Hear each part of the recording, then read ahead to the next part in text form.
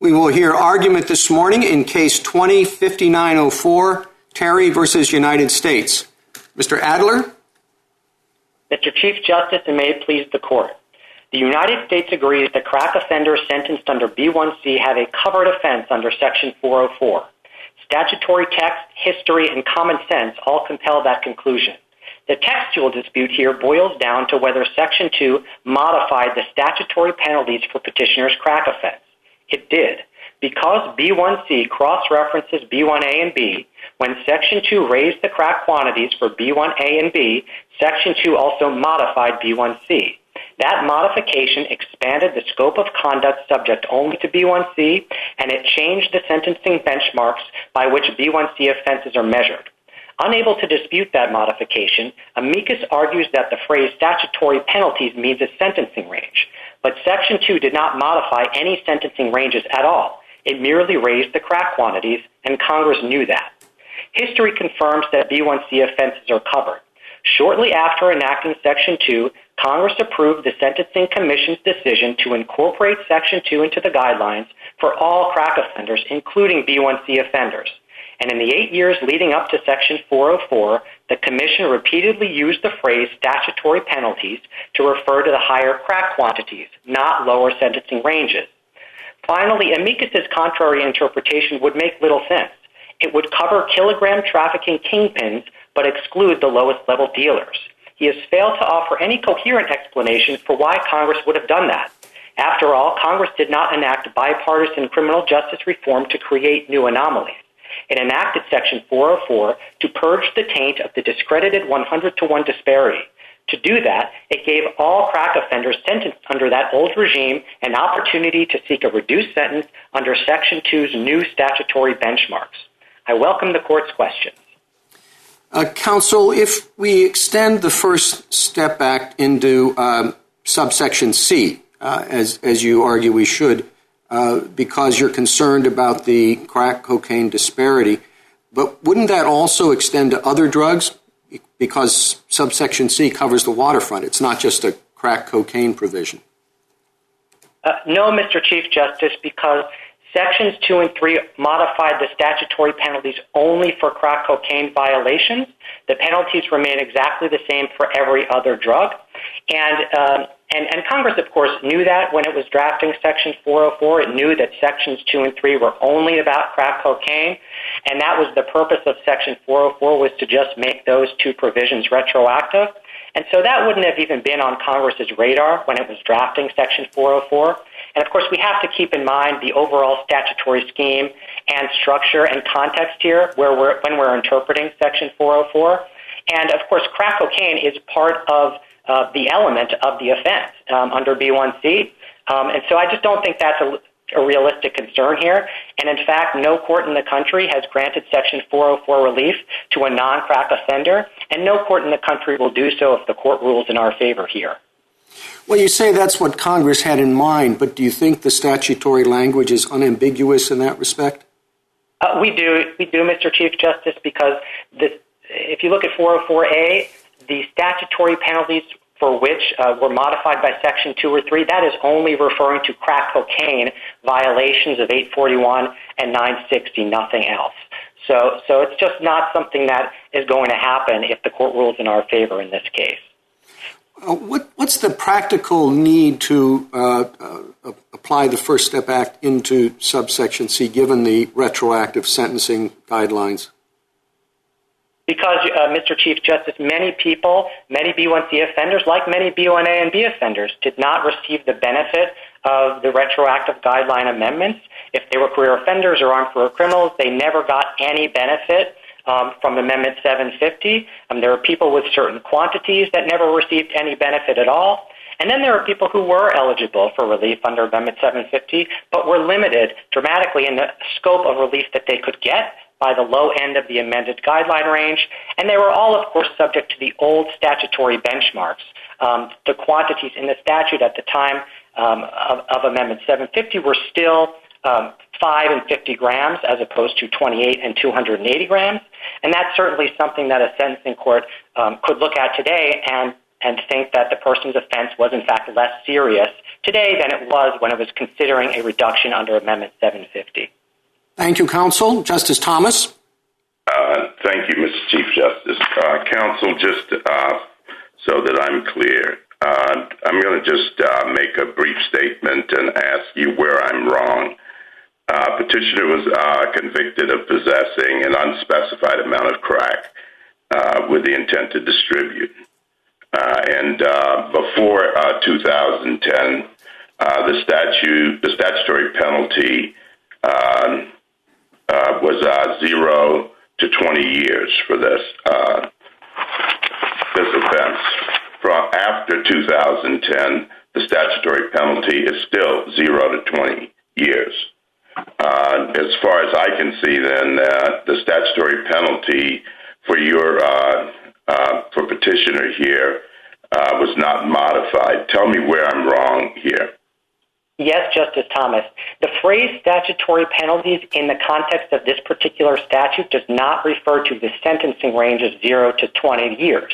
Read in context, it means the penalty statutes that were actually modified by Section 2. So if we look at the language of 404A, we see it's statutory penalties for which, quote, were modified by Section 2. So Congress is incorporating Section 2 directly into 404A and the penalties it modified. So then if we look at what Section 2 actually did, it raised the quantities. That's it. In two statutes, 841B and 960B. Both of those statutes are entitled penalties. Section 3, and it did the same thing for a penalty provision in 844A. It struck that provision. 844A is also entitled penalties. Statutory penalties is just a shorthand reference for the penalty statutes that Sections 2 and 3 modified, not the sentencing ranges that went completely undisturbed. And if Congress meant statutory penalties to refer to a sentencing range, well, then it would have simply said a statutory. Would you give me then an example of a person who would have been convicted or was convicted under subparagraph C before 2010, and how that same person would face a different statutory penalty now? Yes, Justice Thomas, they would face the same sentencing range, but the benchmarks governing that the discretionary sentencing determination would be different. So take Mr. Terry, who had 4 grams of crack. Before Section 2, he was 4/5 of the way to the 5-year mandatory minimum. After Section 2, he would be 4/28 or 1/7 of the way to that mandatory minimum.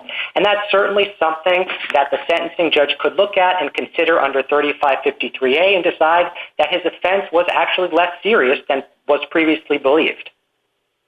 Thank you. Justice Breyer? All right. We all have the same question, I guess. Mine is the same as Justice Thomas and the Chief Justice. But let me try to put it less accurately than they did and simpler directly.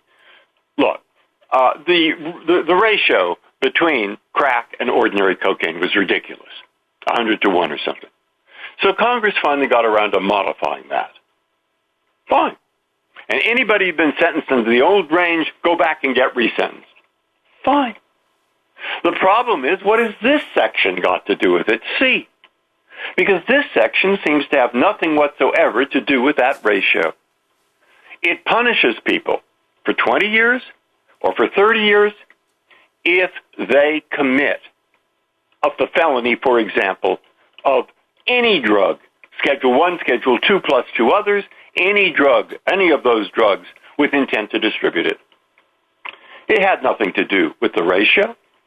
And if you look at the guideline, which was level 34 for a career criminal category 6, that had nothing to do with it.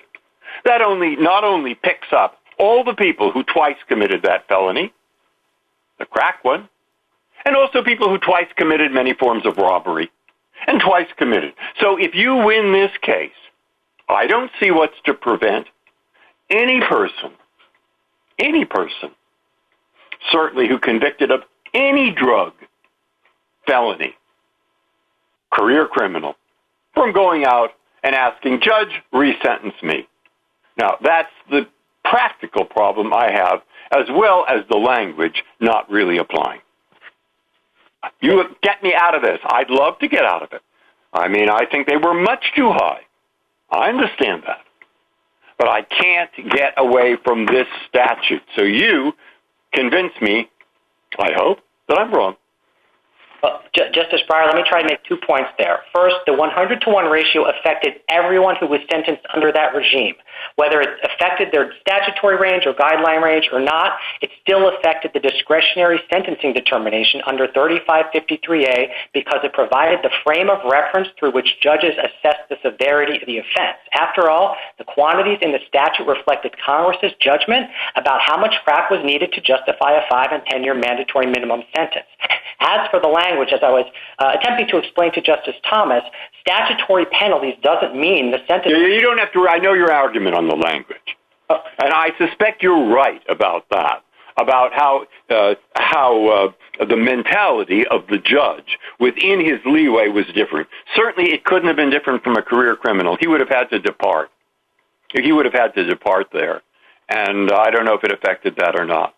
But if we read it your way, I don't see how we get out of the fact that it really covers every drug offender who has 2 or 3 prior felonies or not. You know, it's covering everybody. The Chief was right. And so maybe you could say they shouldn't. I agree with you. They shouldn't. But I have to look at the statute and see what it did. So help, convince me. Justice Breyer, the only people who are eligible who have a covered offense are crack offenders. That's it. There's no dispute about that. It doesn't say that. It says, you're reading it to say any statutory provision that covers, the mandatory minimum part of the crack offense.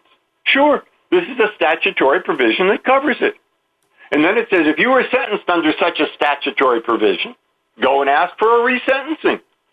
And by the way, a methamphetamine or whatever you call it, or an ordinary cocaine offense was sentenced under that statute.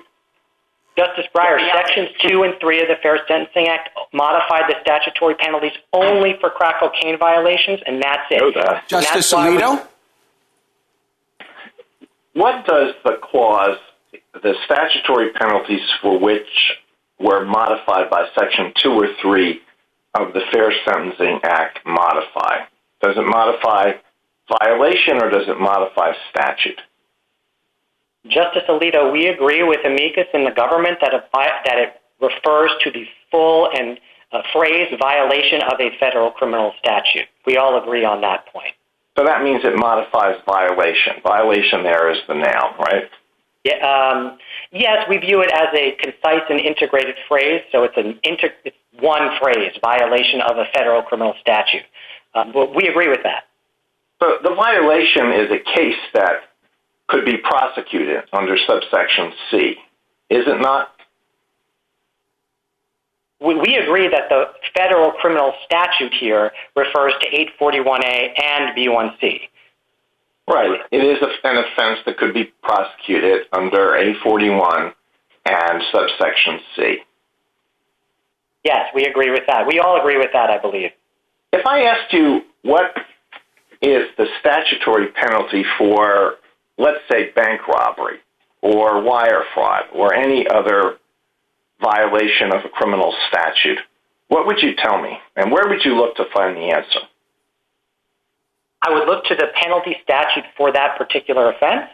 And so in this case, the penalty statute for petitioner's crack offense is in 841B1C, and that is the penalty statute that was modified by Section 2 because the scope has been enlarged. Before Section 2, it only covered offenses exclusively between 0 and 5 grams. After Section 2, that's gone from 0 to 28. So the scope of the penalty statute has been enlarged. Now, it may be that the phrase statutory penalties used in other contexts or used in isolation might refer to a term of years. But in this particular context, it doesn't mean that. Well, in every other criminal statute, doesn't it refer to the term of years or whatever other penalty is prescribed that one would find in the statutory text itself? Isn't that the statutory penalty? Justice Alito, it would depend on the context, and this context here includes the word modified, not the word reduced, which is what we would expect to find if we're talking about lower ranges. Of course, Congress could have simply said amended. That would have covered B1A and B, but excluded B1C. That would have been the easiest way to do it. Well, I'm not talking about modified, amended, or any other adjective like that. I'm just looking at the term statutory penalty. Justice Alito, then I would direct you to the Sentencing Commission for the 8 years leading up to Section 404. In this context, use that phrase to refer to the higher crack quantities, not to sentencing ranges. It means something different with respect to subsection C than it does with respect to every other provision of the Federal Criminal Code? It means it has a particular meaning in this particular context, in the context of Section 2, because Section 2 didn't change any sentencing ranges at all for any of the three tiers. All it did was raise the quantities. Justice Sotomayor? Counsel, when I think of this case and the difficulties with your argument, I simplify it in a different way, okay? Pre-act, if I sold 5.5 grams of coke, I was in subdivision B. And I had a minimum that was 5 to 40 years. After the Fair Sentencing Act, I had a range of 0 to 20 years. And I don't think there's any dispute that after the Fair Sentencing guidelines, because I was in subcategory B, I could move to be resentenced, correct? That's correct. However, if I was in subcategory C before the act, if I sold anything less than 5 grams, my sentencing range was 0 to 20 years. And after the Fair Sentencing Act, if I sold less than 5 grams, I was still in a sentencing range of 0 to 20 years. My sentencing range for anything that was covered before the Fair Sentencing Act or after the Fair Sentencing Act remains the same. That's your adversary's position. And I think what he says is only those people who received a sentence or who sold crack above 5.1 are eligible for reductions because they're the only ones for whom the penalties changed. And you told the Chief your reading was unambiguous, but I don't think so. And if it is ambiguous, why isn't the other side's position simpler and more direct? If you sold 5 grams or less, your penalty remains the same before and after. Justice Sotomayor, because that interpretation doesn't fit within the text of 404A, because when you read statutory penalties in context, it doesn't refer to the sentencing range. It can't, because Section 2 didn't modify any sentencing ranges. All it did was raise the quantities, and that affected everyone in all three tiers because it changed the benchmarks for sentencing. Now, we didn't mean to say that the language was unambiguous. All I meant with the Chief was simply that it was unambiguous that Section 404 is limited to crack offenses. As for statutory penalties, we think it's unambiguous when you read it in context, including the 8 years of the Sentencing Commission referring to the phrase statutory penalties, as we do, to refer to the higher quantities, not lower sentencing ranges. Justice Kagan? Mr. Adler, you've referred a number of times to this anchoring effects argument, which is to say that in changing the categories, it would lead to different kinds of sentences. And I have no doubt that that's true. But where do you find any concern about that in the statute itself? The statute, when it talks about statutory penalties, that means like the penalties that are provided in the statute, not the penalties that are actually given by judges because of these anchoring effects. Yes, Justice Kagan. So that's just an explanation for why Congress would have wanted B1C offenders to be covered just as B1A and B1B offenders are covered. And we see, that goes back to really what the overarching goal of Section 404 is, which is to give everyone who was sentenced under the 100-to-1 regime an opportunity to seek a reduced sentence under Section 2's new statutory benchmarks. So if we look at Section 2, Section 2 applied prospectively to everyone sentenced after August 3rd, 2010, including people without mandatory minimums. Section 404 came along and made that retroactive. Everyone agrees with that. And then we dropped down to 404C. Congress told us who it wanted to exclude from Section 404. And the only people it excluded are the people who have already received the opportunity to benefit from Section 2's new statutory benchmarks. That includes the people sentenced after August 3rd, 2010, and it includes the people resentenced after August 3rd, 2010, and it includes people who have already filed a 404 motion and been denied on the merits. Nobody else is excluded, and that's because Congress wanted everyone sentenced under the 100-to-1 regime to have an opportunity to benefit from those new statutory benchmarks, whether it affected their statutory range or not. So that's sort of where it comes into the purpose aspect of this case. I mean, you make this point about Congress wouldn't have wanted lower-level offenders not to get the benefit of this statute when it gave that benefit to higher-level offenders. But Congress knew that the Commission had already made changes that benefited all these subparagraph C offenders, except the ones whose sentences weren't calculated by reference to the drug guidelines at all, except for career criminals. So why is it so clear that Congress would have wanted to benefit the career criminals in subparagraph C? Justice Kagan, the same exact thing would be true for the B1A and B1B career offenders as well. So that's not a basis to categorically exclude only the B1C offenders.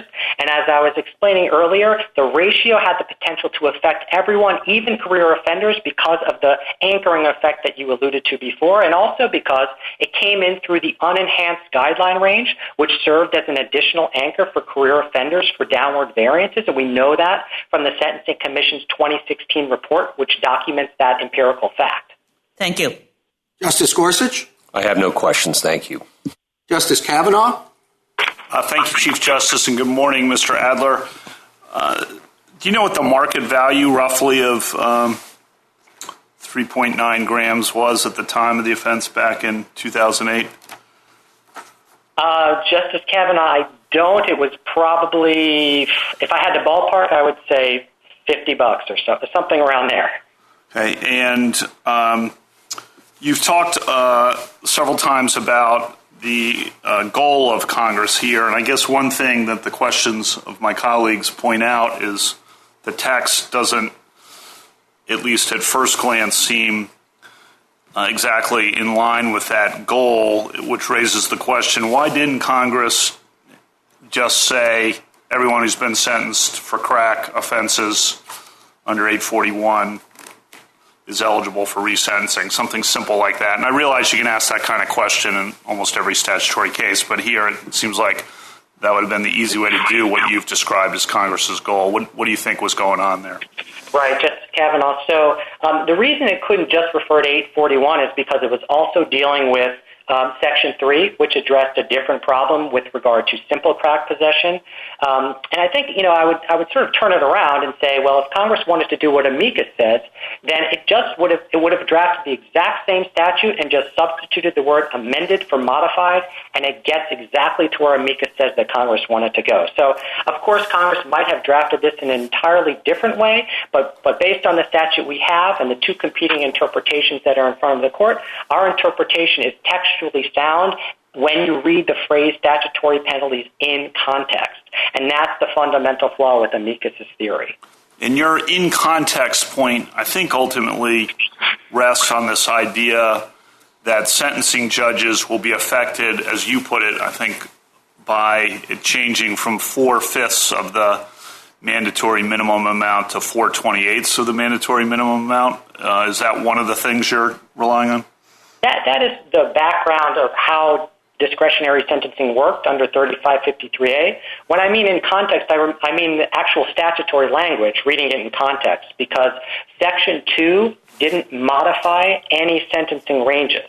So if Congress was drafting Section 404, it would have had the statute book open to Section 2. It would have looked to see what Section 2 actually did, and all it did was raise these two crack quantities from 5 to 28 and 50 to 280 in two particular statutes, 841B and 960B.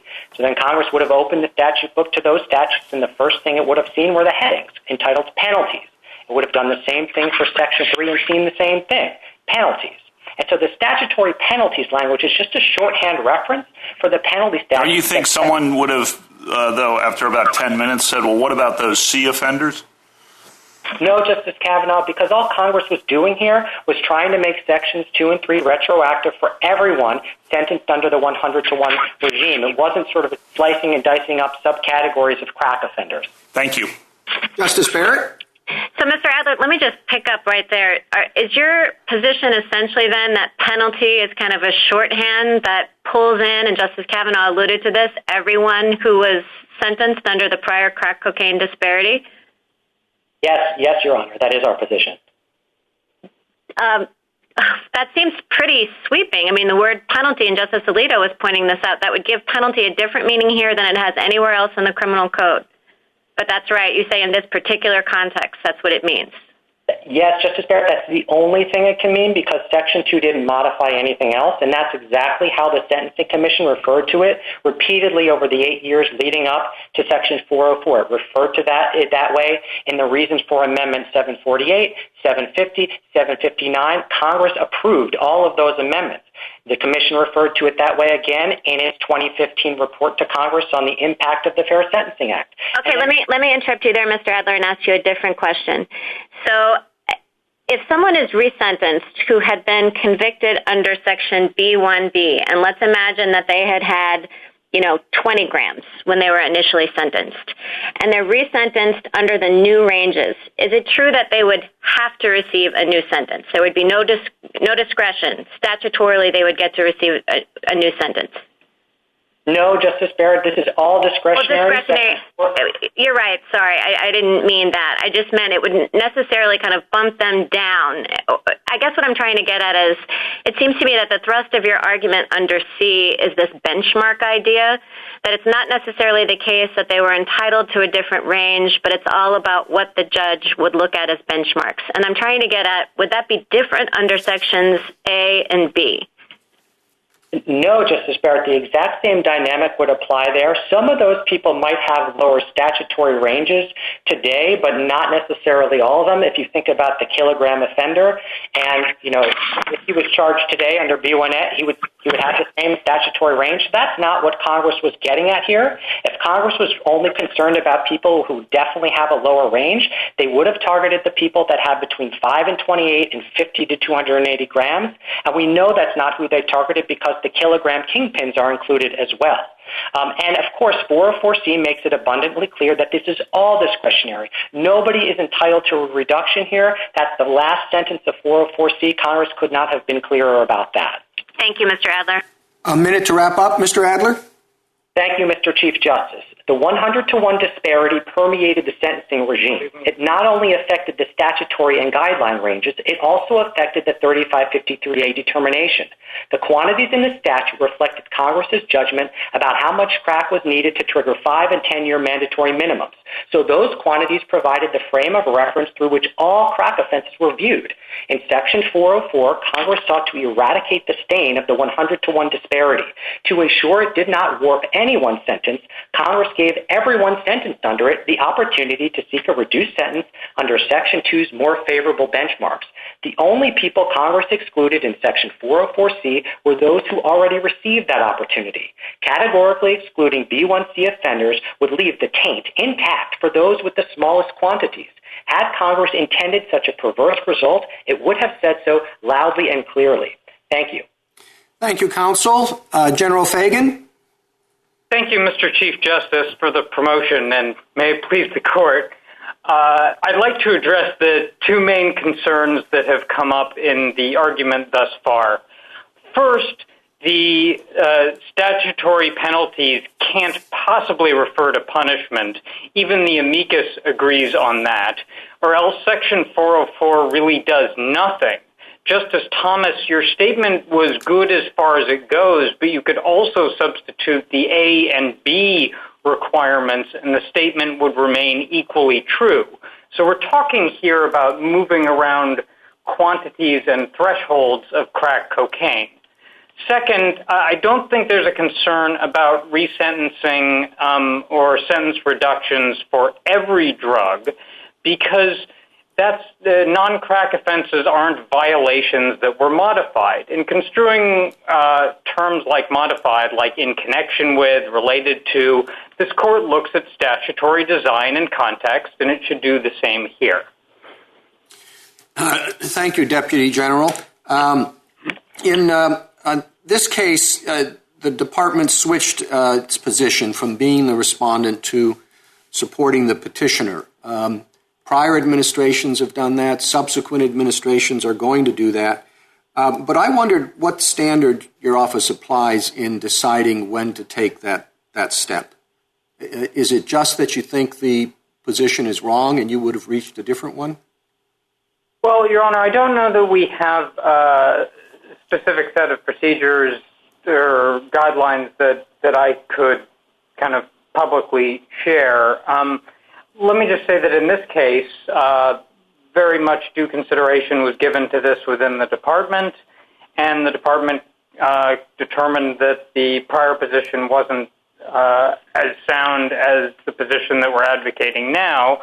And I think we focused on three factors. One is the language is a very good fit for what Congress was trying to accomplish here, which is to try to identify the group of offenders whose sentences might plausibly have been affected by the discredited, racially disproportionate 100-to-1 ratio. Second is that retroactive guidelines relief just isn't enough for most of these people for all the reasons explained in our reply brief. And third, it's really hard to justify why you'd include every A and B offender and not include a single C offender. Mr. Fagan, is there any respect in which you disagree with the petitioner's position? I think that we identified some things we were concerned about in petitioner's position in our opening brief, Your Honor, and petitioner appears in the first few pages of his reply brief to have come around to basically the position that we were advocating. So assuming I'm understanding his position correctly, I don't think there's much daylight, if any, between the two of us. Thank you, Counsel. Justice Thomas? Thank you, Mr. Chief Justice. Mr. Fagan, you suggest that there's no real difference between A, B, and C. But what's changed in A and B? So, Your Honor, to the extent anything has changed in A and B, like to the extent that... No, just in the language. There was an amendment to A and B to the drug quantity thresholds for... Okay, now, what language changed in C? No language changed in C, Your Honor, but of course C is textually linked back to A and B by the except as provided otherwise in A and B. Okay, but in a sense, A and B are linked too, but the language changed, the amounts changed, but the language in C did not change, right? That's right, Your Honor. Although on this point, I think it's quite relevant that Congress did not use a word like amended, which it would have been well aware was a word it could have used because it appears in the... So what's the difference between modify and amended? I think modified has a broader connotation, and Congress used it deliberately because it's not the language of Section 2 of the Fair Sentencing Act, which we know it was looking at. Okay, so let me ask you a question. Let's say, for example, that Congress eliminated all charges of possession with intent to distribute, but left simple possession available. Would you say that the elimination of possession with intent to distribute, thus forcing more pressure on the simple possession charge, would you say that has modified the simple possession charge? Maybe, Your Honor, but I think we're much closer here due to the textual and practical interconnect. You could imagine that the quantities could have been codified in C and B, where A is just kind of tracks whatever quantities were in those. Well, and we'd be in I'm sorry, I'm out of time, but I don't understand the difference. If simple possession isn't modified in my example, I don't see how C is modified because A and B, the changes in A and B put pressure on C. I just don't see it. So, but anyway, thank you. Justice Breyer? Assume with me that you have a statutory argument that is a plausible reading. I don't think the better reading, but a plausible reading. Now let's take Mr. Terry, who is a career offender. I take it. He had several prior convictions for drugs. And we look at C. And when we look at C, and this is before the modification, we look at C, we see that he possessed with intent to distribute. He had prior convictions for the same thing. And therefore he falls within the second sentence, 30-year maximum. Then we look to the guidelines. The guidelines say a career offender, that's what he was, is sentenced at level 34, category 6. Okay? Now, he was sentenced at level 34, category 6, with some modifications to get the sentence down. That's a very high level. Now let's imagine Mr. Terry being sentenced exactly the same way after the change. Why would there be a difference? The only difference could be in the propensity of the judge to depart from the guidelines, to depart downward. And I don't see why this statute punishes people who are career offenders as applied to him, whether it's methamphetamine, whether it's cocaine, or whether it's crack. And why would the sentence be different, the one from the other, in respect to drugs, whether it's one drug or the other? The guideline in 4B, career offender guideline, is the same for both. So I don't see how in an ordinary case anything would change, at least as applied to career offenders. Please explain to me how it would change and why. Sure. The 3 points, Justice Breyer. One is that although the career offender guideline hasn't changed, the drug quantity table has changed for crack, and much more dramatically now. I can interrupt you right there. The quantity table has nothing to do with with career offender guidelines. The career offender guidelines are totally separate, I think. That's true as a formal matter, but of course we and petitioner both cite the 2015 Commission report to Congress. Oh, yeah, we hated it. I understand that. They hate it. Of course they're right. But I'm looking at what Congress did, not what they should have done. Your Honor, the report indicates that judges, as an empirical matter, often depart downward because of the disparity. All right, I'm asking you, why would they depart downward more if the underlying drug is crack than they would depart if the underlying drug were cocaine straight or methamphetamine? That's my question. Well, I think the relevant question here is they've now grown much, much further apart, and I think judges would be entitled to take that into account. Justice Alito? Let's think of some statutory violations that could have been prosecuted under A or B before the modification. These are cases where the drug quantity is just over the amount needed to invoke the mandatory minimum. If we look at the possible statutory penalty for those offenses before and after the modification, is it not the case that the statutory penalty is different as a result of the amendment of the drug quantity needed for the mandatory minimum? The statutory penalty for that particular offender, if by that you mean punishment, would be different for him. But of course, the amicus's position would allow relief for all B and A offenders. If you look at the Venn diagram on page 9 of our reply, there's no dispute that the outer two solid areas, even though they'd be subject to the exact same penalties today for their quantities, would nevertheless be eligible to seek sentence reductions under Section 404. But is it the case that there are violations, namely the ones I just referred to, under A and B for which the statutory penalties were changed as a result of the modification? Is it not the case that there are no such cases under C? No case prosecuted under C has a different penalty as a result of the modification. Well, 2 points to that, Justice Alito. One, if by violation you mean a specific offender's conduct, then yes, there are going to be some in A and B, and everyone in C is subject to the same term of years incarceration.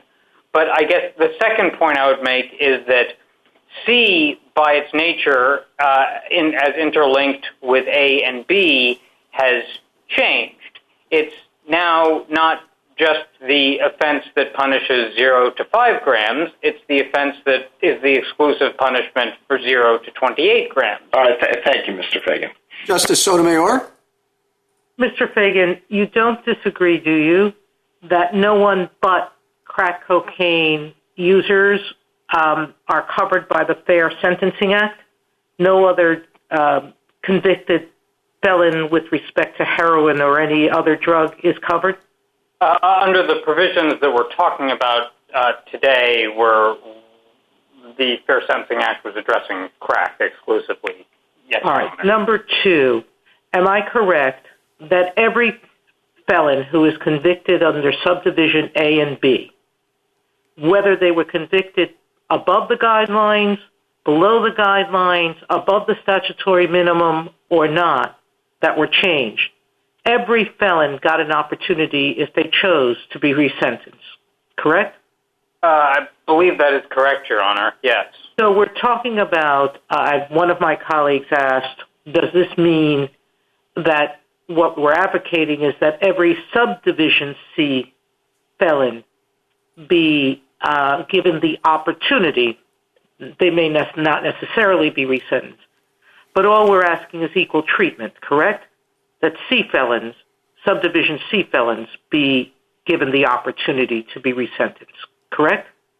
That's correct, Your Honor. The C crack offenders. All right. Now, counsel, do you have some estimate of those numbers? Your Honor, it's hard to know precisely because it's not tracked to a especially granular level, but the best estimate we have is it's in the low 3 figures, something like 100 to 200. All right. So with respect to that, there have been some people who, if we were to rule against you and petitioner, who have already been resentenced.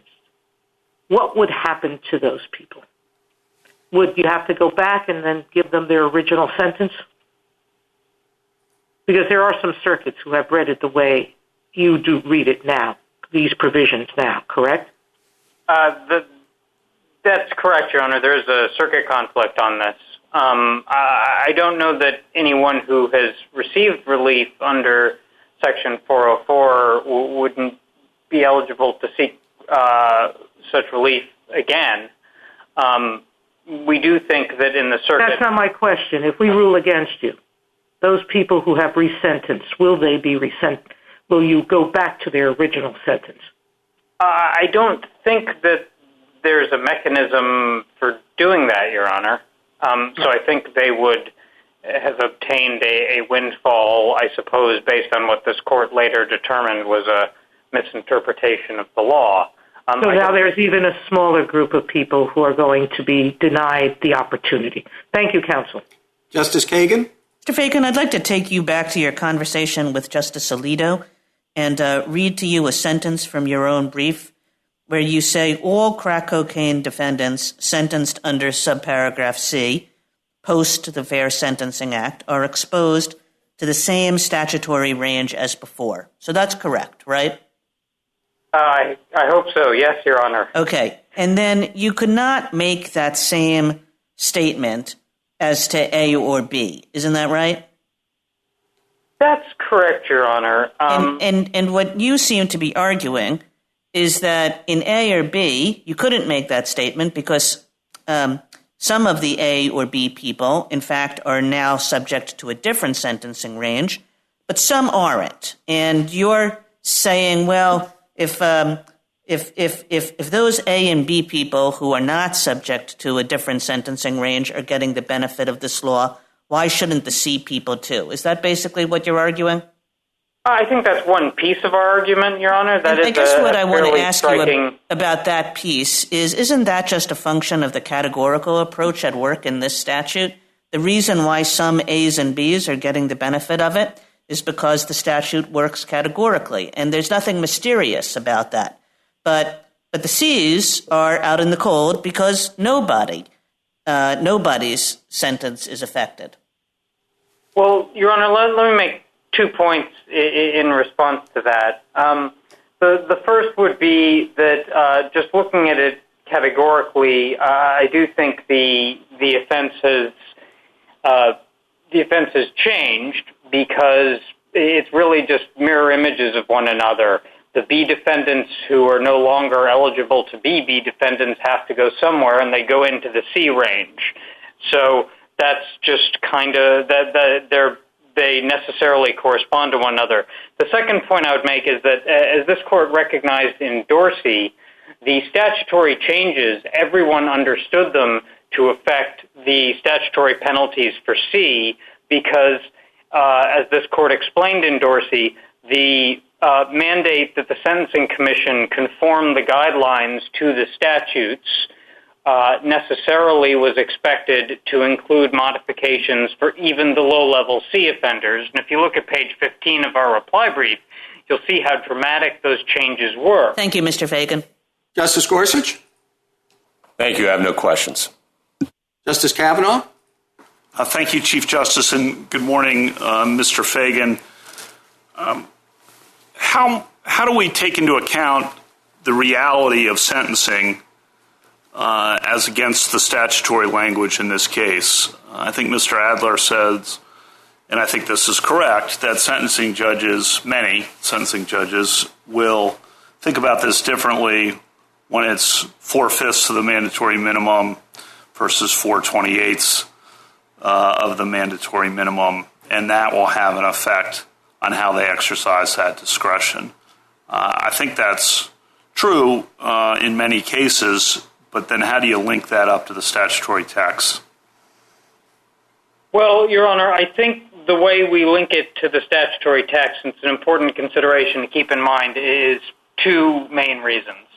One is that statutory penalties, I think, again, the amicus agrees on this, has to refer to the shifting of the ranges, not to modification of any term of year sentences, because, of course, the Fair Sentencing Act didn't do the latter thing.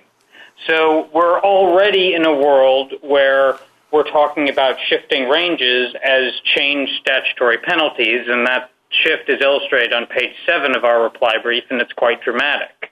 The second linkage I would point the court to, as I was just discussing with Justice Kagan, is the court's opinion in Dorsey, where it was well understood, and in fact a reason for the holding in Dorsey, that the statutory changes were going to necessitate changes to the guidelines to conform with it, and you don't have to take my or Mr. Adler's word for what a judge would normally think if he's looking or she is looking at a 0 to 28 range as opposed to 0 to 5.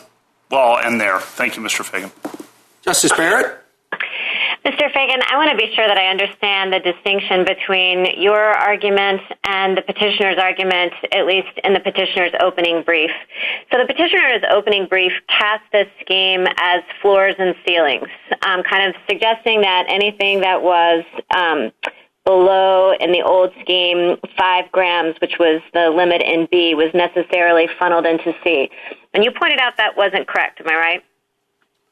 That's right, Your Honor. Although, if by sealing, what we thought was not correct was the use of the term sealing to imply that a defendant is actually innocent of a C violation if it's more than a certain quantity.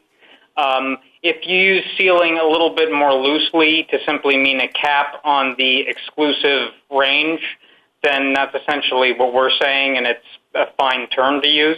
Because am I right that one objection you had to that characterization is that those that were sentenced under C weren't necessarily those who had less than 5 grams, but it could have been someone who had 200 grams but was just charged under C instead? That's correct, Your Honor, and sometimes you even have defendants who plead to much higher amounts, but they're still sentenced under C. Okay, and then my other question is, did you view the government's prior position, when you changed pretty late, it was the day your brief was due, would you characterize it as implausible, or is it your position that the statute is ambiguous and that in light of the purposes of the First Step Act and the Fair Sentencing Act that yours is the better interpretation? The latter, Your Honor. I don't think we're taking an implausible position before, although we think it's ultimately unsound for the reasons in our brief and primarily the reasons I was trying to explain to the Chief Justice. Thank you, Mr. Fagan. A minute to wrap up, counsel. Thank you, Mr. Chief Justice. The First Step Act finishes the job that the Fair Sentencing Act started of erasing the taint of the racially disproportionate 100-to-1 ratio.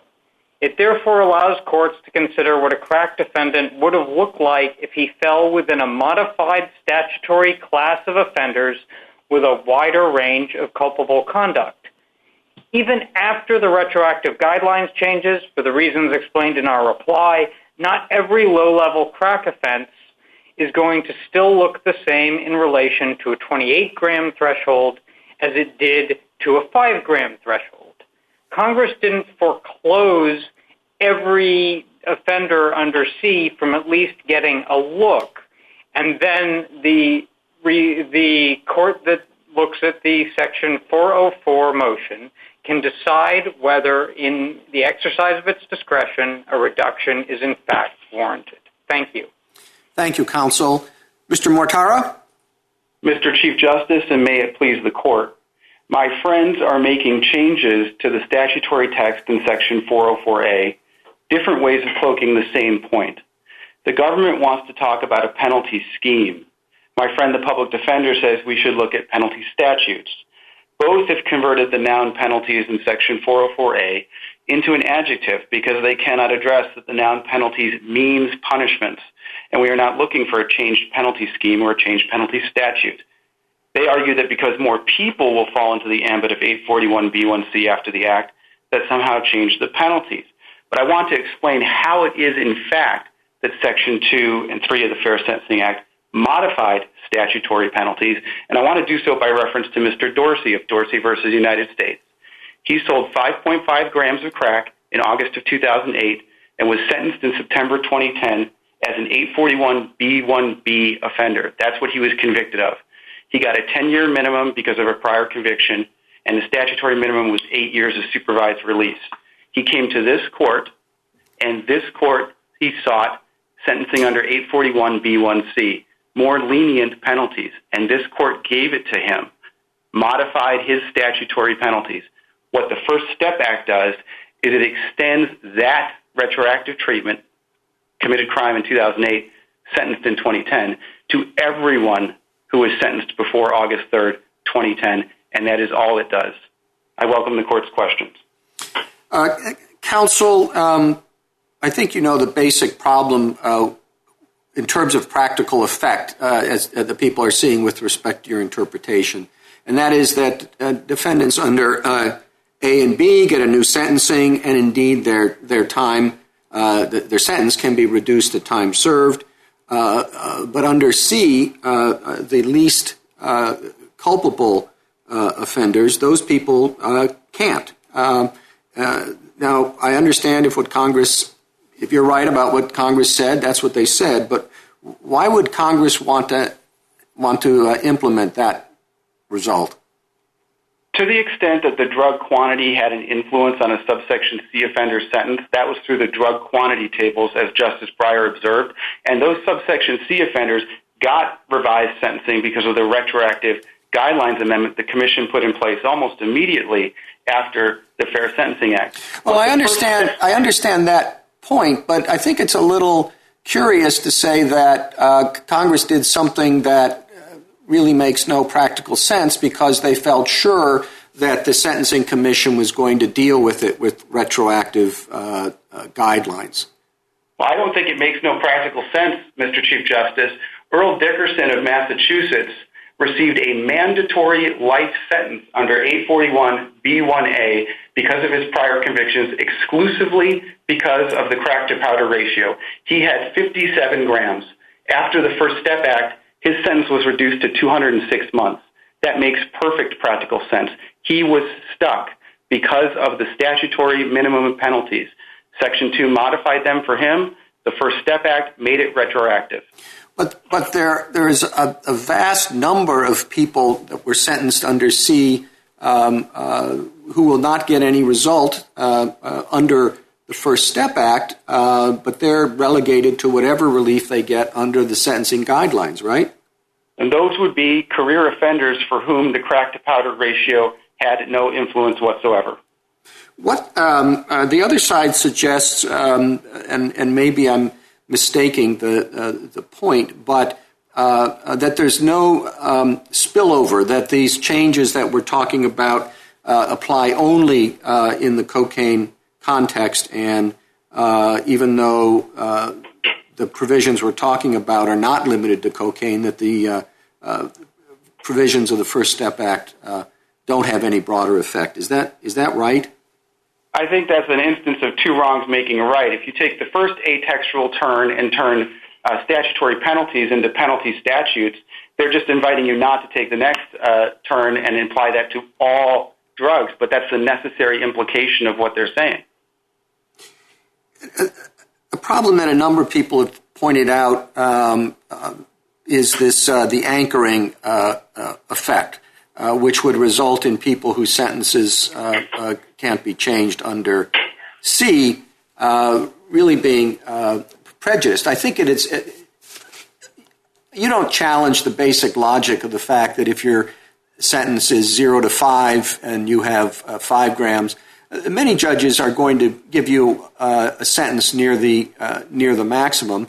But if for the same possession, 0 to 5, under the new ranges, the maximum under, not the maximum under C, but the range before you hit B is 28, and a judge is going to look at that and say, well, you're pretty close to the bottom of the range, and so you're going to get a smaller sentence. That seems to me to be incontestable as a logical matter and a consequence of your reading.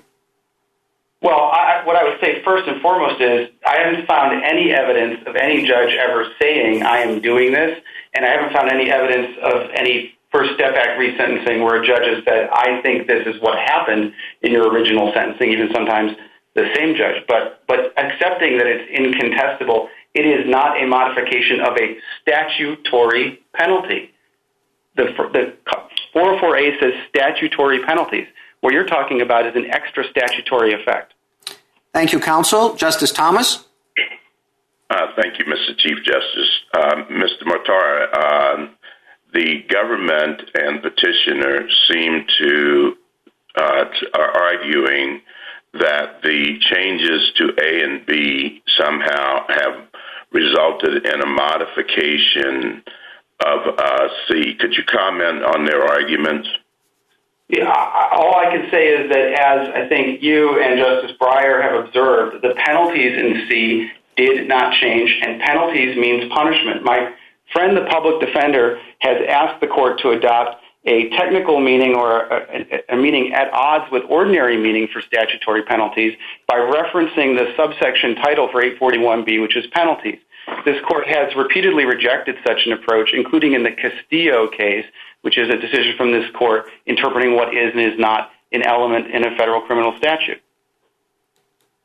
You were at one point in your discussion with the Chief Justice about to make the distinction between the effect of the quantities on sentencing as opposed to the career status of the defendant. Would you finish you were about to make that distinction. Could you do that again?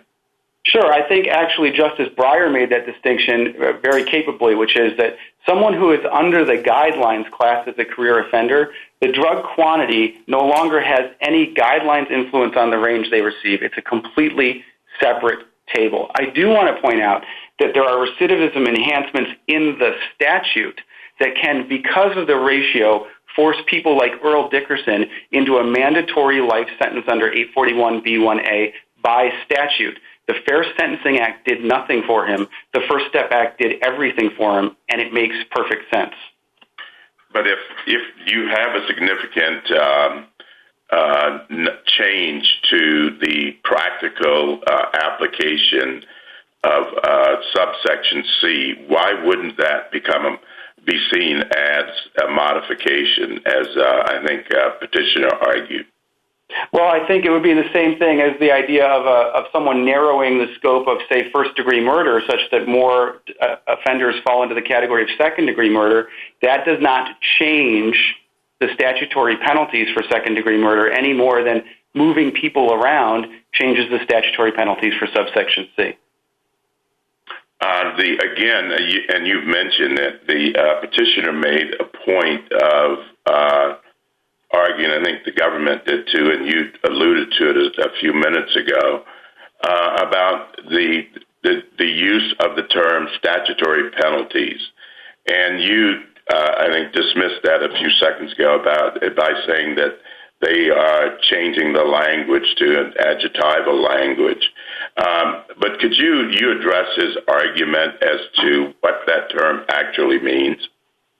I think it means the punishments imposed by statute, which is what the compound noun would suggest to an ordinary reader of the English language. Thank you. Justice Breyer? Put aside the language for the moment. All right. I want to focus on what the Chief Justice said was incontestable. In my mind, it's totally contestable. Why? And this is where I think we're having trouble. Think of C. There are two sentences in C. I mean, linguistic sentences. The first, a long sentence, has to do with people who are not career offenders. The second has to do with career offenders. Think of the first. Was that person on your reading prevented from asking for a lower sentence? Now remember, the AUSA thought these high sentences are ridiculous. So the AUSA brought it under C and not A and B and said, we don't know how much drugs there are. But the judge found out in the pre-sentence report and used the table. Can that person challenge his sentence? Yes. Why? Not under this statute, but because the Sentencing Commission reduced his sentence to reflect the change in the First Step Act. So he's free, all those people, to be resentenced. Now, what about the second sentence? The second sentence has to do with career offenders. They aren't free to re-challenge because they were not sentenced under the sentencing guidelines having to do with drugs. They were sentenced under the sentencing guideline having to do with career offenders. Those people, really, whether it's cocaine, methamphetamine, or some other drug on table 1 or 2, it doesn't matter. The amounts don't matter once it's a felony. So there's no reason that they should get to ask for resentencing. Now, I've just stated something that's in my mind, and I want you to think about it and admit if what I've said is wrong or right or should be modified. Justice Breyer, I think what you said is 100% correct. And I would further point out that reclassifying somebody as a career offender or not is precisely what is occurring in some of these resentences under the... Correct. Why did the government argue what it argued? They know these as well as I do, probably better. Your Honor, I am here to explain many things. The behavior of the United States government in this case is not one of them.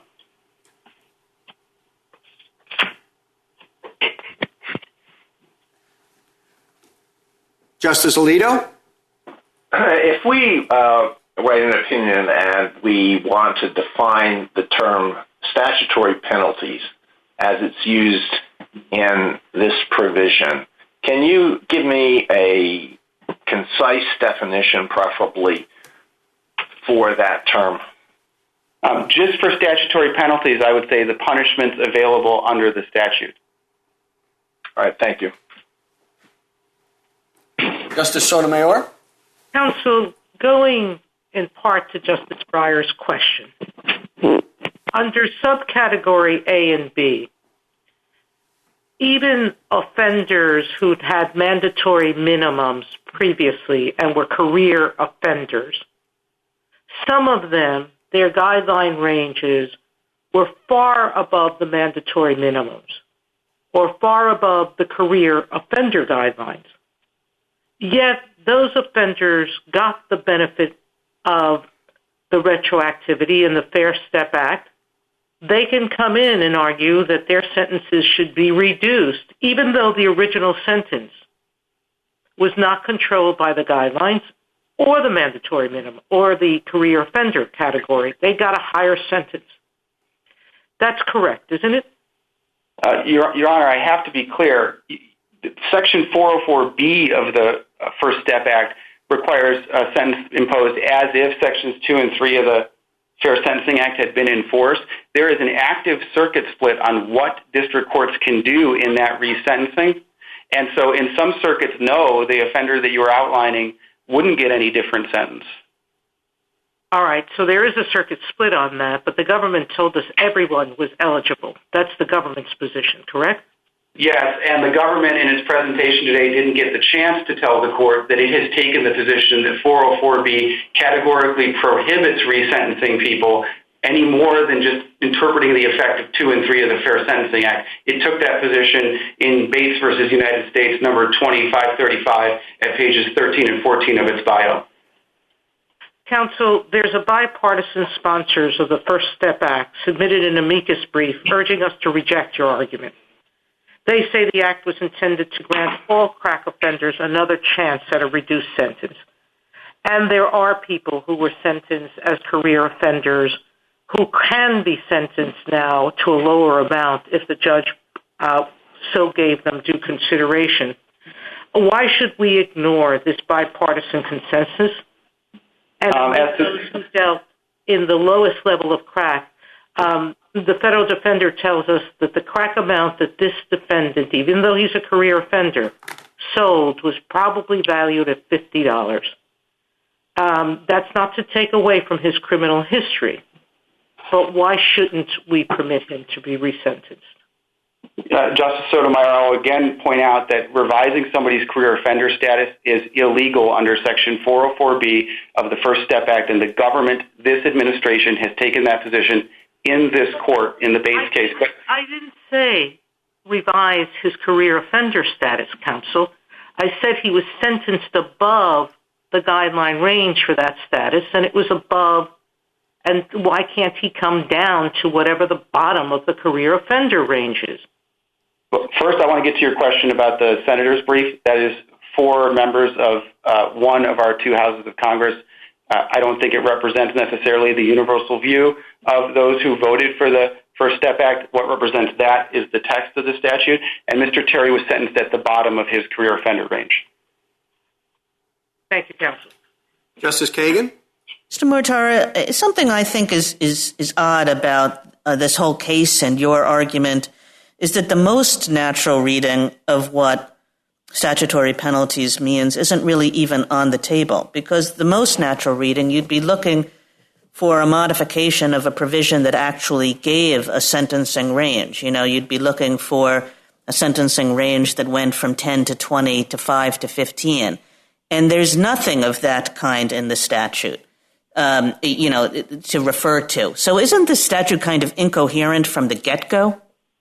I don't think so, Justice Kagan. One reads it in light of Dorsey. The court's opinion in Dorsey perfectly reflects what Congress is trying to extend to everyone else retroactively. Mr. Dorsey, charged under B, sentenced under C, a different provision with different statutory punishments. Mr. Hill, who was the companion case, charged under A with 53 grams and a 10-year minimum statutory sentence, but was ultimately sentenced under B. His statutory penalties were modified. So read in light of Dorsey, this actually makes perfect sense at both first and third reading. So if I understand that correctly, you're saying there are people who can't be convicted of subparagraph B now, who could have been before.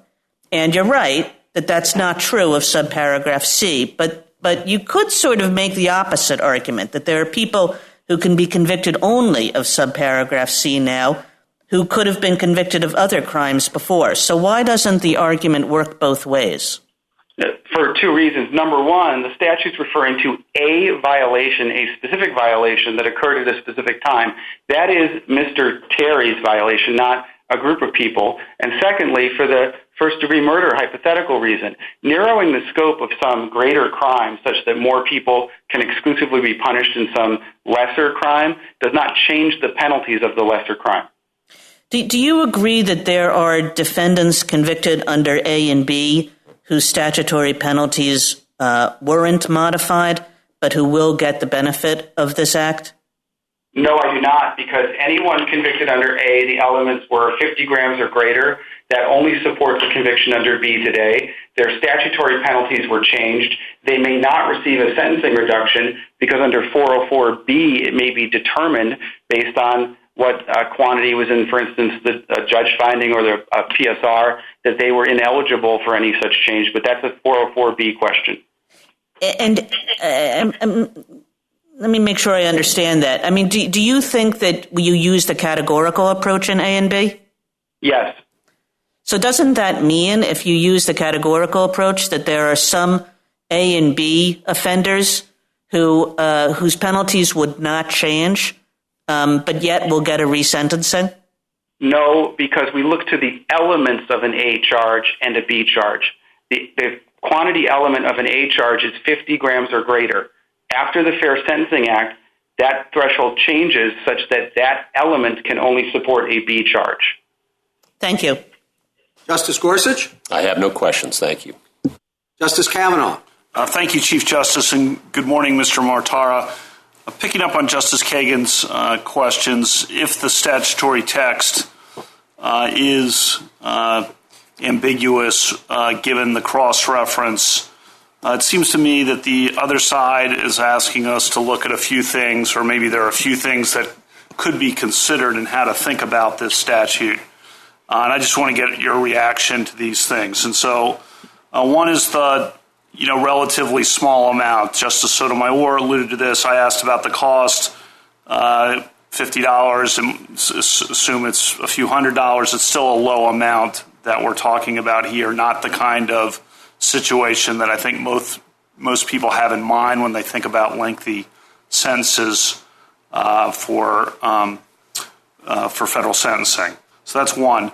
Two is the history of the disparity, the crack powder disparity. This all kind of stems to June 1986 when Len Bias died, and that was a shocking event, particularly in this area, particularly for those of us who I was a year younger than he was, looked up to him like everyone in this area did, and that was a shocking event in this area and ultimately in the country at large, and prompted Congress, along with other things, but that was really the proximate cause of Congress moving to establish the 100-to-1 ratio, even though that was a powder situation in the Len Bias situation, the 100-to-1 disparities ushered into the law, and then there are racial disparities, of course, that develop over time, and Congress really has been working now for 35 years, hearing about this and working to claw that back. So that's something we should be thinking about, I think the other side would say. And then the third, which we've touched on, is the reality of sentencing judges and how they really, in practice, I take Justice Breyer's point, but some of them, in some cases, are going to think differently about this when they're close to the limit, the 5, versus not close to the 28. So those three things together, to the extent the statute's ambiguous: low amount, the history, the racial disparities, and the reality of sentencing, and you can take whatever time you want to answer those. Thank you, Justice Kavanaugh. As to the low amount, as we've spoken about before, Mr. Terry's sentence was dictated by his career offender status, and I should point out that the First Step Act did make statutory modifications to the recidivism enhancements, changing drug felony to serious drug felony in such a way that I do not actually think Mr. Terry would, if he were committed his crimes today, be sentenced as a career offender under the First Step Act. But Congress didn't make those changes retroactive. And so I think some of the impact you're talking about is the impact of the career offender enhancement, which is true for all drugs and has been altered by Congress prospectively in the First Step Act. As to where this all comes from and the policy and that you were discussing, I can only say that I quibble with the premise that the statutory text is ambiguous. I don't think that it is. And the policy here is more than adequately explained by the people left out of the Fair Sentencing Act initially, people like Mr. Dickerson, who I've referred to repeatedly, who got statutory sentences that the commission could do nothing about. That's not Mr. Terry. Mr. Terry's sentence is very long because, like a small amount of methamphetamine dealer who's also a career offender, career offenders get long sentences. As to the practice, as Justice Breyer put it, what the Chief Justice calls incontestable, Justice Breyer found it contestable. I also find it contestable that judges were awarding higher sentences because of these statutory thresholds during a time when for over a decade, the commission and others had been wildly critical of the crack-to-powder ratio. I do not think that is true, and I've seen no evidence of it. Justice Barrett? Good morning, Mr. Matara. So repeatedly, people have asked you about the impact on this, the benchmarks, whether it makes sense for lower-level offenders in C to be excluded, and the interrelationship between the career offender guidelines and statutory minimums and this statute. Is it your position, I mean, you've explained how for Mr. Terry and some others, their status as career offenders would preclude any change being made to their sentences by virtue of the First Step Act. Is it your position that there's no one who's left out in the cold who is sentenced for a C crime, B1C crime, who now can't take advantage? Is it your position that they're all taken care of, or not taken care of, but that they're all stuck because of the career offender or recidivism sentencing provisions? I think 404A excludes all 841B1C offenders from having a covered offense. To the extent the ratio impacted their sentence, the sentencing commission took care of them. To the extent that the career offender status impacted their sentence, that has nothing to do with their possession of crack, and it could have just as easily been methamphetamine or another Schedule I or II controlled substance. So there's nobody really who's left out in the cold? There is nobody who's left out in the cold. I would say the only person left out in the cold would be someone who would like to take a benefit of the First Step Act's change to the statutory recidivism enhancement, but is left out in the cold because Congress did not make that change fully retroactive.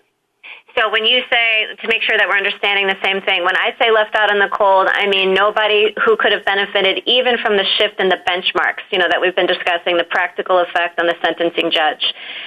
Are you taking that into account? So there's nobody who could have even been resentenced and perhaps taken the advantage of the benchmarks? Well, to the extent that someone believes that this anchoring effect exists and that it was real, they, if they're C offenders, are indeed, as you put it, left out in the cold because Congress used the phrase statutory penalties, not penalties imposed because of anchoring effects that may not even exist.